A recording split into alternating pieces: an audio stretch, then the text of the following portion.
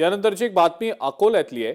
Police अधिकाऱ्याकडनं आरोपी महिलेकडे शरीरसुखाची मागणी केली गेल्याचा धक्कादायक प्रकार उघडकीला आलाय। अकोल्यातल्या सिव्हिल लाईन पोलीस ठाण्यातला हा प्रकार आहे। शरीरसुखाची मागणी करणाऱ्या पोलिसाचं अखेर निलंबन करण्यात आलेलं आहे। अकोल्यातल्या एका पोलीस अधिकाऱ्यानं पोलीस कस्टडी मिळालेल्या एका महिलेला शरीरसुखाची मागणी केल्याचा आरोप आहे। सायबर पोलिसांनी या महिलेला नोकरी लावून देण्याच्या बहाण्यानं 80 लाखांची फसवणूक केल्याप्रकरणी अटक केलेली आहे।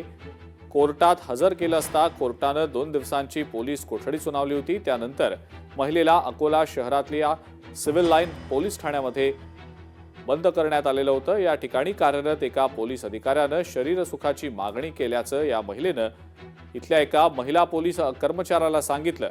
आपण ही बाब महिला पोलिसांनी त्यांच्या वरिष्ठांना सांगितल्यानंतर वरिष्ठ अधिकाऱ्यांचा चांगलाच पारा चढला।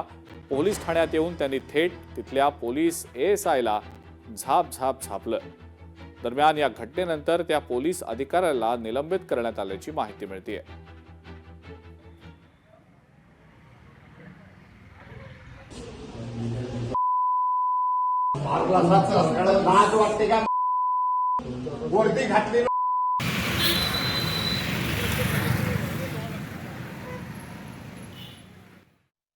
सायबर पोलीस स्टेशन अकोला येथील एका 80 लाखाच्या फ्रॉडच्या गुन्ह्यामध्ये एक महिला आणि एका पुरुषाला आम्ही अटक केलेली आहे।